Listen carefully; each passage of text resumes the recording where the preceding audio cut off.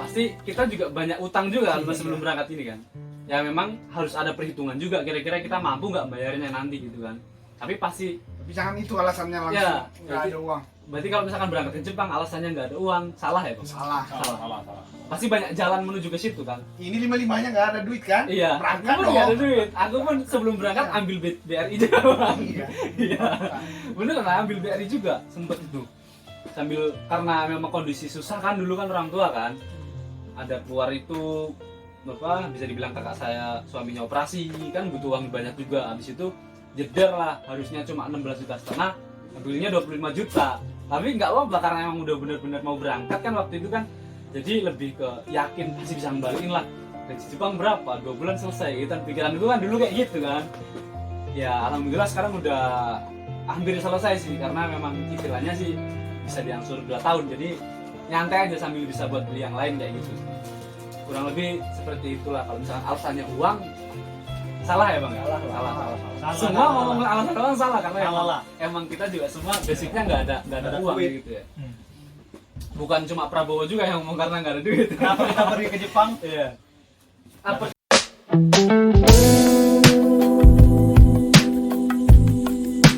Tak kenal maka tak sayang. Tak kenal maka tak sayang, ayo lebih kenal yang ganteng.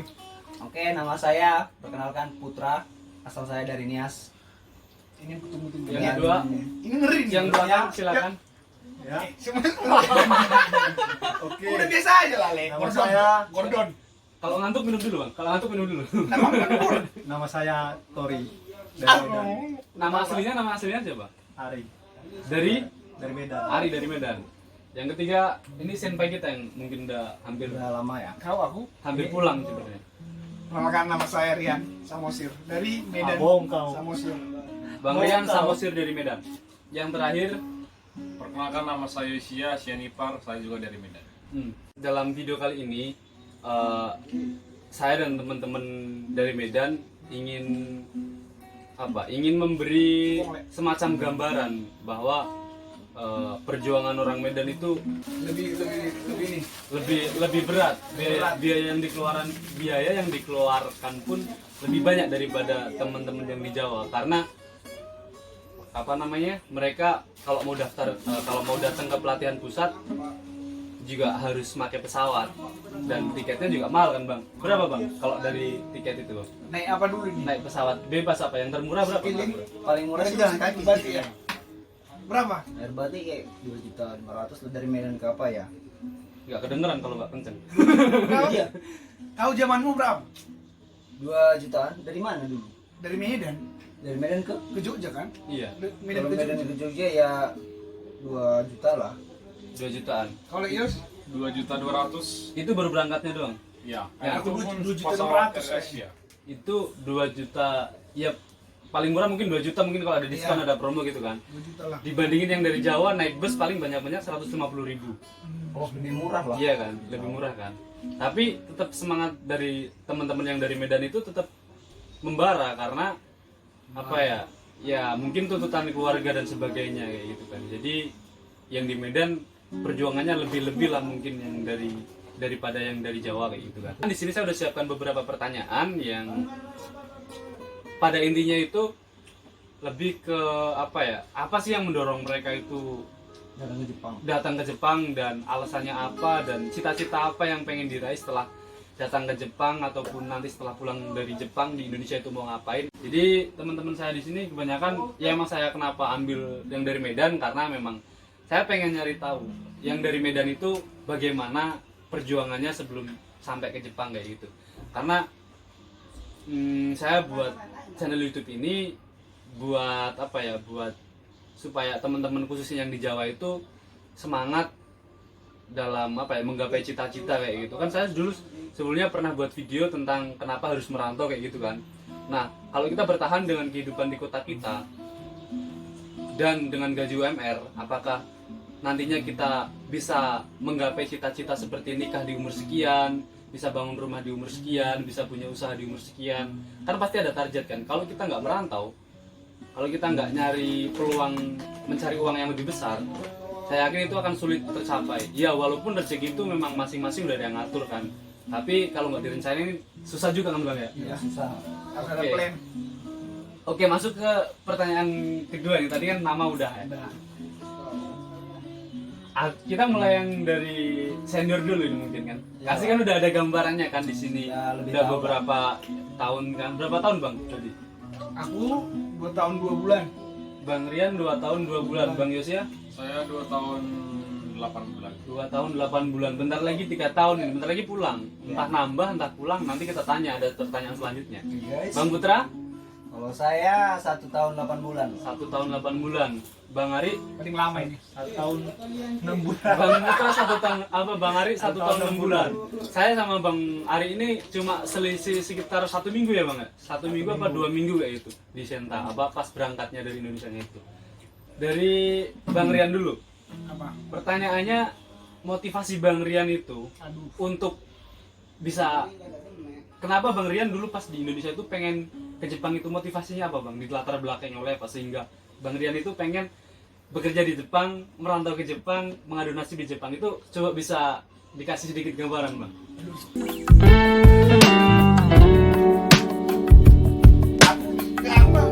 Nggak termotivasi aku sebenarnya. Ini aneh, kalau nggak ada motivasi aneh. Lihat ke kamera Bang. Maksudnya bukan langsung dari hatiku ya. Iya. Pertama disuruh orang tua dulu. Iya, Disuruh orang tua ini ikut pelatihan dulu kan. iya. Pertama-tama ikut pelatihan nggak percaya aku kalau itu bakalan ke Jepang. Jadi Oh. ngikut aja gitu. Ikut aja. Karena di kampung pengangguran kan. Jadi Iya. disuruh ini ikut magang-magang dulu. Tapi enak nggak Bang nganggur Bang? Enggak. Nggak. Makanya ini kan baru di Oke. kampung Oh. pergilah. Jadi Apa ya motivasinya?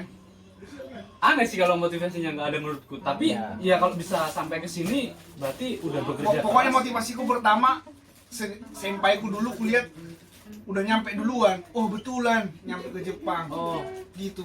Video call juga kan.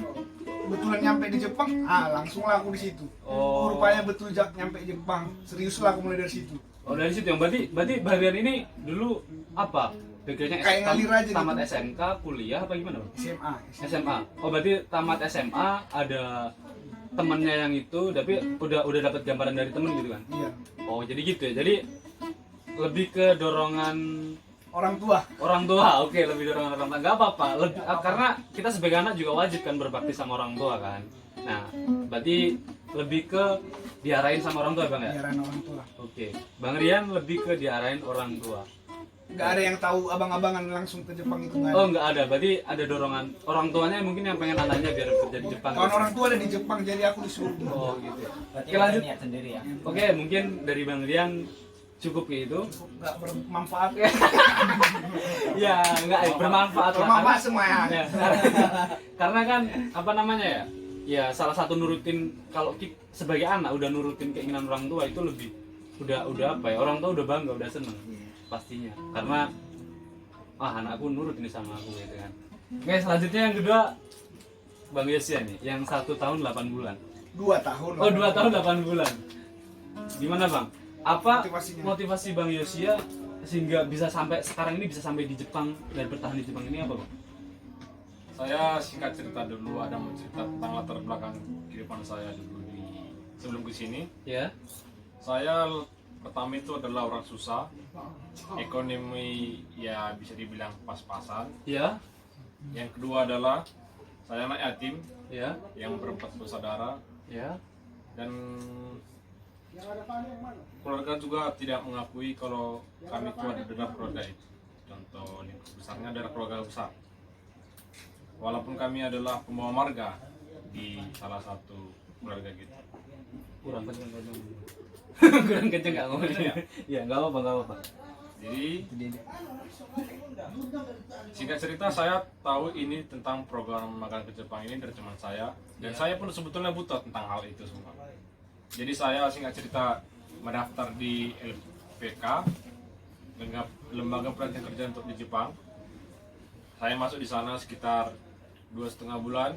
Kemudian saya berangkat ke Jogja, dan setelah itu sekitar 3,5 bulan saya berangkat ke Jepang. Sebetulnya cukup cepat saya proses masuk ke sini, tapi sebetulnya saya termotivasi karena memang saya latar belakang yang memang tidak mencukupi. Berarti Jadi bisa, ke Jepang ingin berubah nasib gitu. Ya, betul. berarti kalau bisa disimpulkan itu, ya mohon maaf kalau salah, tapi menurut saya kalau saya simpulkan berarti lebih ke pengen nunjukin ke keluarga bahwa keluarga saya pun ingin nunjukin ke keluarga besar bahwa keluarga saya pun walaupun dengan ekonomi yang susah nantinya bisa menjadi mandiri juga dan bisa nunjukin bahwa bisa sukses kayak gitu Bang. Lebih ke situ Bang. Dan mungkin karena setahu saya Bang Yos kan anak pertama kan ya? Tadi anak pertama ya. Otomatis ada adik berapa Bang adik Bang? Adik saya ada 3. Adik ada 3. Mohon maaf tadi bapaknya udah nggak ada. Ya, betul. Oke, kalau itu sih menurut saya udah udah jadi kewajiban sih kalau menurut saya anak pertama untuk bisa nyari uang sendiri, ngorbanin senang-senangnya supaya bisa menggantikan sosok ayah kepada adik-adiknya kayak gitu kan. Benar nggak Bang? Betul. Ya memang itu berat, tapi saya rasa itu nanti akan berbuah manis kalau memang karena Bang Yossi ini serius buat ya menggantikan sosok seorang ayah buat adik-adiknya kayak gitu. Tujuannya mulia banget Bang, gimana? Ya. Dan ada satu pesan lagi bagi yang anak pertama khususnya. Anak pertama. Kalian itu harus sebagai contoh bagi adik-adik kalian. Kalau memang kalian tidak bisa menjadi contoh bagi adik-adik kalian, maka adik-adik kalian tidak ada mendapat gambaran dari abangnya. Khususnya anak pertama, mau laki-laki pun walaupun perempuan. Iya. Betul sekali. Betul sih Bang, betul. Saya juga anak pertama. Kebetulan saya juga anak pertama. Anak pertama semua di sini ya. Saya enggak pertama. Anak pertama. Bang Rian? Anak pertama juga ada 4 orang anak pertama di sini. Jadi kalau menurut saya pun benar sih tadi omongannya Bang Sia. Kalau anak pertama itu harus jadi bisa buat contoh buat adiknya terutama. Memang benar juga sih kalau misalkan adik kita kan deket sama kakaknya kan, satu keluarga itu kan yang bisa jadi gambaran kan kakaknya mungkin. Apalagi cowok yang yang nantinya juga jadi kepala keluarga juga sih. Sebelum kita jadi contoh buat anak kita nantinya, kita harus bisa jadi contoh juga buat adik-adik kita. Adik kita pun pasti melihat tingkah laku kita kurang lebih ya pasti karena hidup bareng satu rumah, nantinya juga memfotokopi kebiasaan kita. Walaupun itu nggak 100% ya, mungkin 40%, 50% pasti ada kesamaan kayak gitu.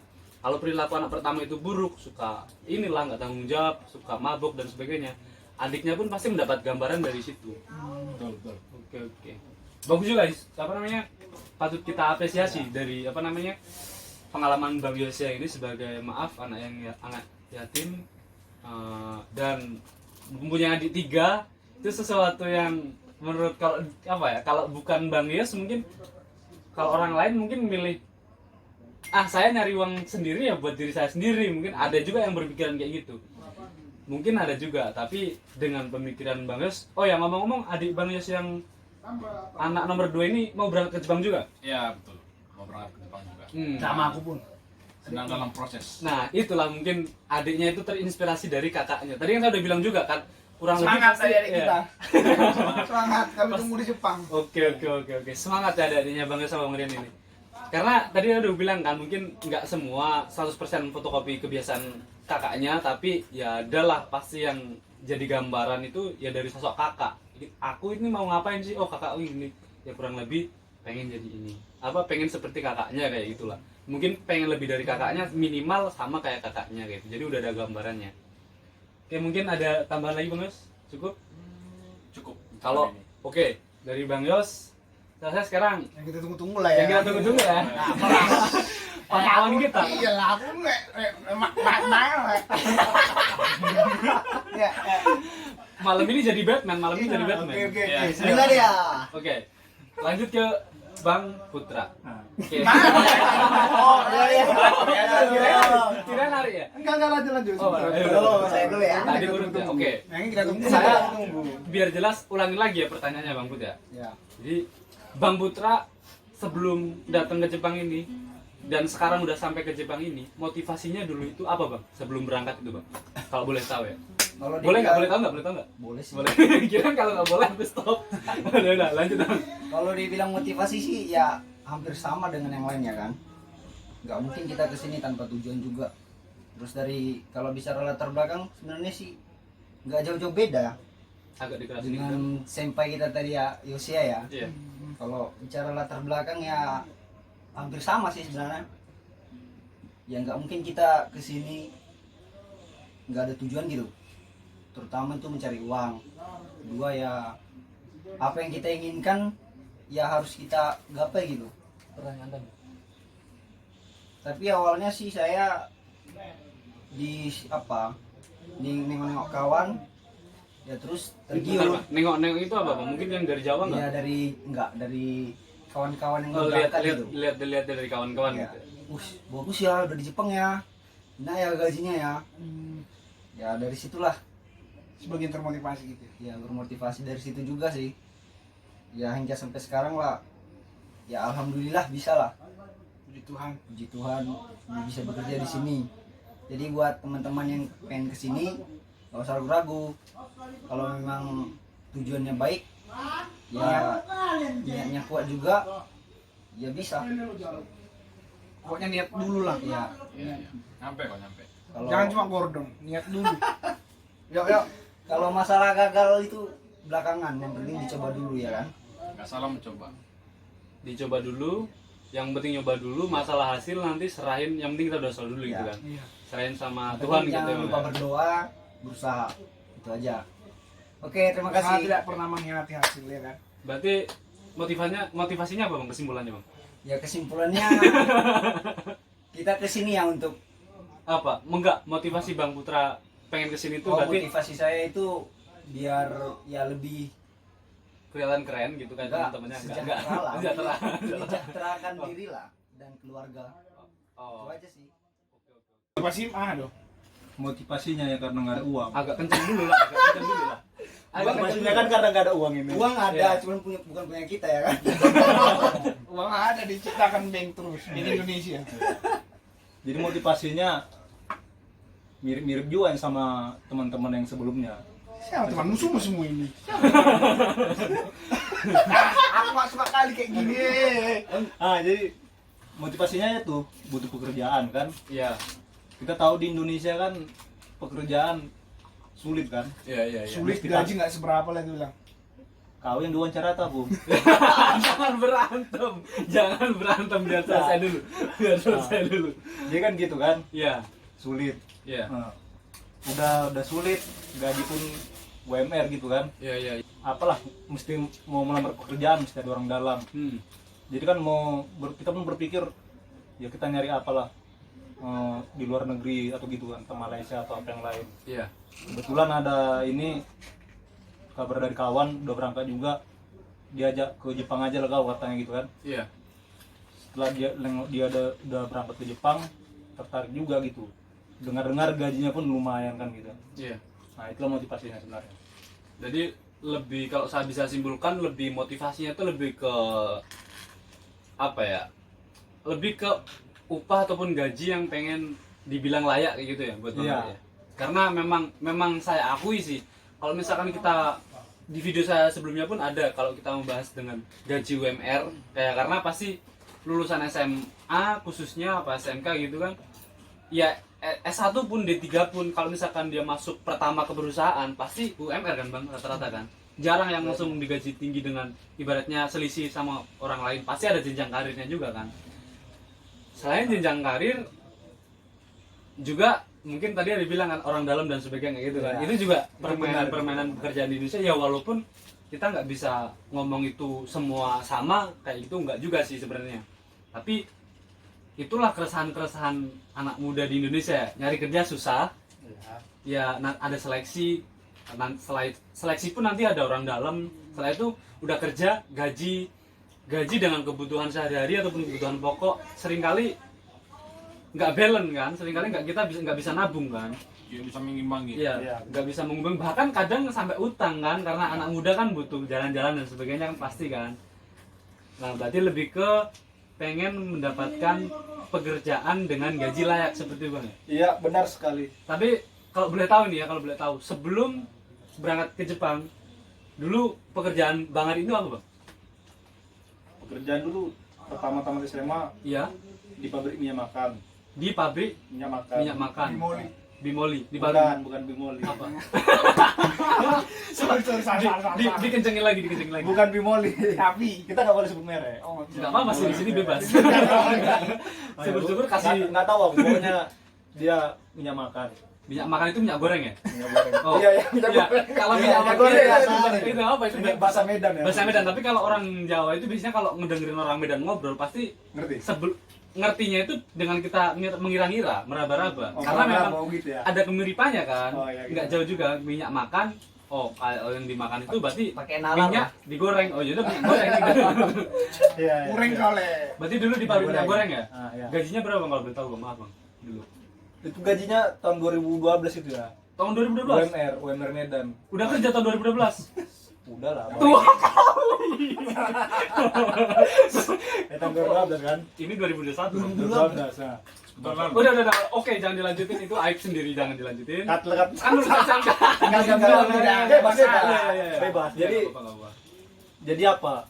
Tahun 2012 itu 1.400.000 kalau nggak salah. Tahun 2014 1.400.000. Itu di Medan. Di Medan. Di Medan. Habis gaji langsung simpang pindah kau kan? Habis gaji langsung simpang pindah. Ngeri. Tempat apa di Bang? Tempat nongkrong. Tempat nongkrong, ngopi.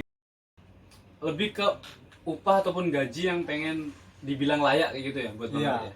Karena memang saya akui sih, kalau misalkan kita di video saya sebelumnya pun ada, kalau kita membahas dengan gaji UMR kayak, karena pasti lulusan SMA khususnya apa SMK gitu kan, ya S1 pun D3 pun kalau misalkan dia masuk pertama ke perusahaan pasti UMR kan Bang, rata-rata kan.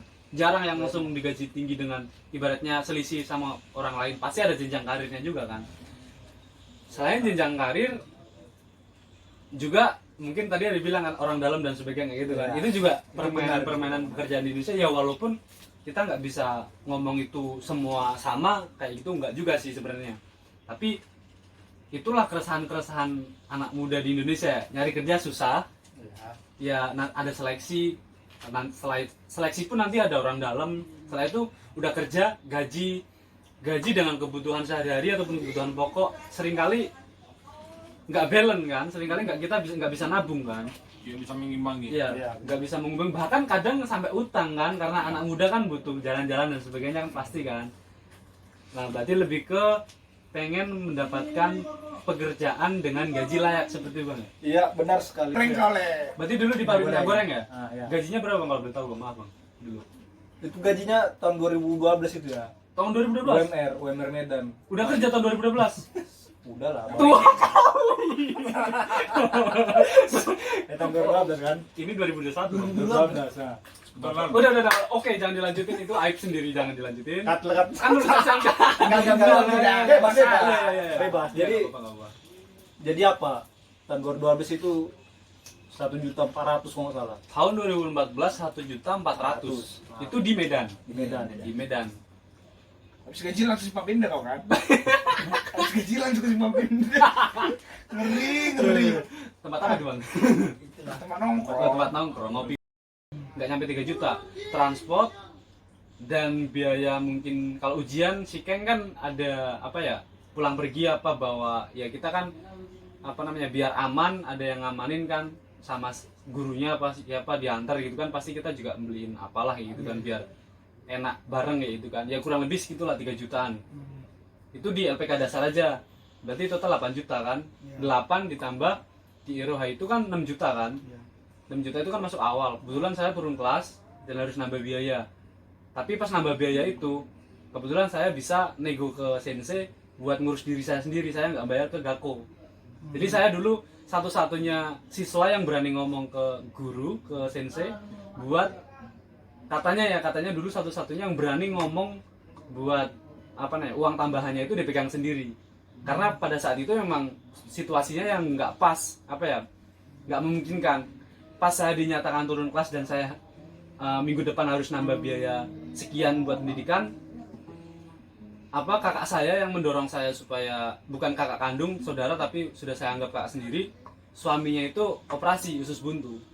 Kan saya harus mementingkan mana yang terpenting dahulu kan. Iya. Saya dulu udah berpikiran kalau misalnya saya disuruh pulang pun nggak apa-apa, saya terima daripada saya maksa yang di rumah juga kesusahan. Jadi saya ceritain itu kejadiannya sama sensei Gata, sama semua sensei yang ada di kantor, dan dimaklumin. Dan ya akhirnya saya bisa agak sedikit berkurang biaya tambahannya itu, karena saya bisa manage uang sendiri dengan entah itu sehari makan 2 kali, entah itu makan cuma sekian, yang penting bisa makan biar nggak sakit, itu aja. Jadi kurang lebih mungkin nambahnya cuma 6 tambah 1,5 juta lah kayak gitu kan, sampai 9 bulan itu. Oh ya, sama pulang pergi mungkin ya bisa dibilang 8 juta sampai 9 juta lah, sampai pulang kan, Anda ada berangkat lagi kan. Berarti berapa tadi? 8 sama 9, 17 sama sebelum berangkat ke Jepang itu ada berapa biaya itu? Aku lupa. 16,5 juta. Iya. 16,5 juta. Udah segitu aja, cuma situ. 16,5 juta tambah 17. 33 lah. 33, nggak nyampe 35, kita hitung aja 35 kan. Itu yang dari Jawa cuma 35 juta. Cuma 35 juta. Kenapa saya bilang cuma? Karena saya membandingin sama orang Medan. Jadi di range antara 55 sampai 60. Tapi mungkin bisa lebih itu lagi, karena mereka kalau ada cuti libur setelah ujian, mereka harus pulang terlebih dahulu. Diizinin pulang gitu kan. Tapi 4 juta. Pasti kangen sama keluarga kan. Rata-rata sih ya 3 bulan lebih di Jogja, dan kalau nggak pulang ya sayang, karena di pendidikan itu kan juga keras, pasti kangen sama keluarga kan. Ya mereka harus pulang, dan pulang perginya juga butuh uang kan. Tiket kurang lebih tadi berangkatnya aja ke Jogja udah 2 juta, pulangnya juga kurang lebih sama kan pastinya kan. Kurang lebih 4 juta itu buat ngorbanin uang supaya bisa ketemu keluarga gitu Bang ya, biar ketemu kangen sama keluarga gitu ya. Itulah mungkin perbandingannya sedikit untuk biaya sendiri ya. Itu dari Bang Rian, tapi rata-rata sama Bang ya? Sama. Rata-rata sama, berarti ini nggak usah ditanyain ke semua ya. Kesimpulannya dapat kok. Pokoknya rata-rata kurang lebih sama ya, di antara range 55 juta sampai 65 jutaan lah kalau bisa dibilang ya. Berarti kalau bisa dibilang antara Jawa sama Sumatera itu habisnya cuma separuhnya loh Bang. Separuhnya.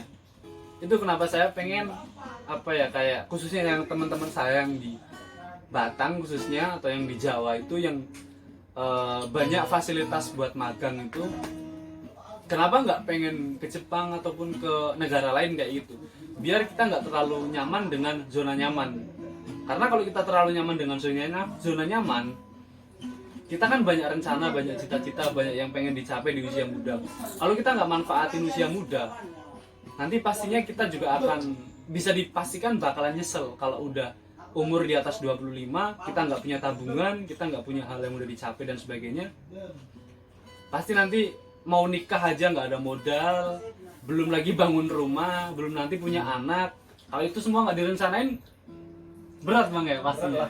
Pasti juga banyak. Setelah sampai di Jepang ini pasti udah ada banyak cerita teman-teman.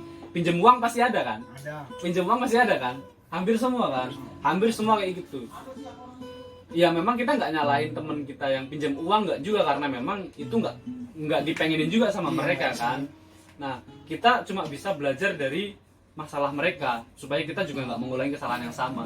Ya mungkin dengan caranya kita lebih ke memikirkan masa depan itu sejak dini, supaya nanti di umur 25 sampai 30 di usia-usia kita mau nikah itu kita udah bisa hidup mandiri dan udah banyak hal yang dicapai kayak gitu, supaya kita juga bisa dibilang mapan lah nantinya di usia yang kita mau nikah kayak gitu kan. Jangan sampai mau nikah nggak ada kerjaan, nggak ada usaha, tiba-tiba nikah punya anak susah nyari susu kan. Itu cerita klasik kan. Kalau orang-orang kampung di kita kan itu cerita klasik kan, tiba-tiba ngutang, judi dan sebagainya. Jangan sampai kayak gitu ya. Kurang lebih itu untuk biaya ya. Mungkin tadi keluar konteks karena tadi pertanyaannya berapa biayanya, tiba-tiba sampai ke ngutang. Ya emang sih kalau nggak bisa dibilang jauh-jauh dari ngutang juga ya Bang ya. Kalau misalkan kita kira coba ada sempet gak bang pas di pendidikan itu ada yang pernah cerita lucu ataupun cerita temen yang ngebantu ataupun ngasih ini pakai dulu uang saya nggak apa-apa, itu ada nggak bang? Ada lah, Ada. waktu ini kan kita nggak bisa beli makan misalnya kan. Iya. Udah habis ini kiriman dari orang tua dari kampung kan, Iya. minjam duit dari kawan. Ada lah. Coba kenceng lagi ngomongnya bang. Ada ya? ada. Ada ya? Sering pun mungkin tiap bulan ya kan. Hampir Iya. tiap bulan. Hampir tiap bulan. Kalau bang Putra lebih ke apa bang? Pernah bang? Apanya? Kalau apa? Dulu pernah minjem temen ke uang gitu kan? Oh, kalau Buat selama pendidikan ya khususnya, karena kita kan selama pendidikan nggak kerja sama sekali kan? iyalah. Kalau pinjam sih ya wajar ya, karena kita kan juga lagi proses pencari apa ya, pekerjaan. Iya. Apalagi di Indonesia kan lagi rawan-rawannya nggak ada kerjaan. Iya iya iya. Jadi susah. Bentar bang, kok mati videoku? Oh jalan, jalan berita kirain mati. Enggak apa. Berarti ada ya bang ya teman-teman yang ibaratnya bantuin kita dulu gitu kan? Ya, kalau kita sering membantu orang Pengen juga, kalian. Kemudian apa kita bicara ribut-ribut. Oke udah. kalau kita sering memberikan pinjaman pada orang, ya otomatis juga orang itu akan balas budi lah. Iya oke bang. Oke berarti adalah pengalamannya teman kita yang ibarat yang bantuin kita pas pendidikan kayak gitu ya? Iya banyak sih. Banyak. Ya nggak bisa dipungkiri juga sih, karena mereka mungkin kan karena apa ya? Ya kita ini yang namanya teman kan, lihat orang belum apa namanya masih berjuang kayak gitu kan. Wajar juga kan kalau mereka ibaratnya apa ya bantu kita, dan kita jangan sampai lupa dengan teman-teman yang kayak gitu bang ya.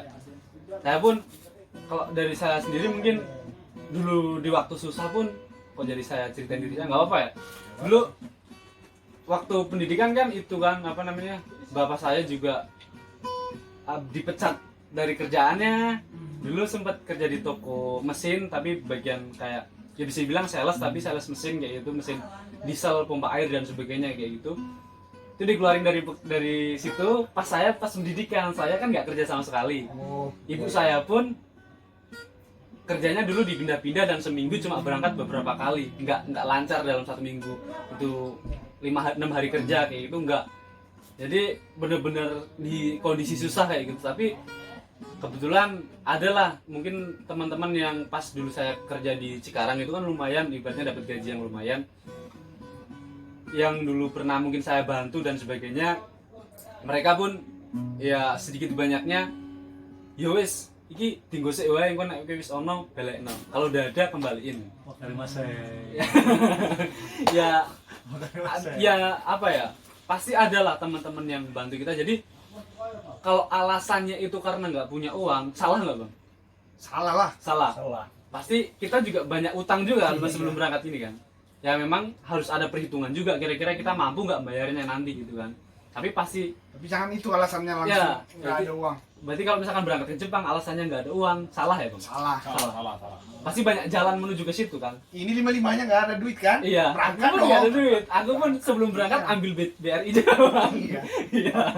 Bener lah ambil BRI juga sempet itu. Sambil karena memang kondisi susah kan dulu kan orang tua kan. Ada keluar itu bapak bisa dibilang kakak saya suaminya operasi kan butuh uang banyak juga. Habis itu jeder lah harusnya cuma 16,5 juta, ambilnya 25 juta. Tapi nggak apa-apa karena emang udah bener-bener mau berangkat kan waktu itu kan. Jadi lebih ke yakin pasti bisa ngembaliin lah. Gaji Jepang berapa? 2 bulan selesai gitu kan. Pikiran gue kan dulu kayak gitu kan. Ya alhamdulillah sekarang udah hampir selesai sih, karena memang cicilannya sih bisa diangsur 2 tahun. Jadi nyantai aja sambil bisa buat beli yang lain kayak gitu. Kurang lebih seperti itulah. Kalau misalkan alasannya uang, salah ya bang ya? Salah lah. Salah. Salah. Semua ngomong alasan uang salah karena Salah emang, lah. emang kita juga semua basicnya nggak ada uang duit. gitu ya. Bukan cuma Prabowo juga yang ngomong karena nggak ada duit. Kenapa kita pergi ke Jepang? Iya.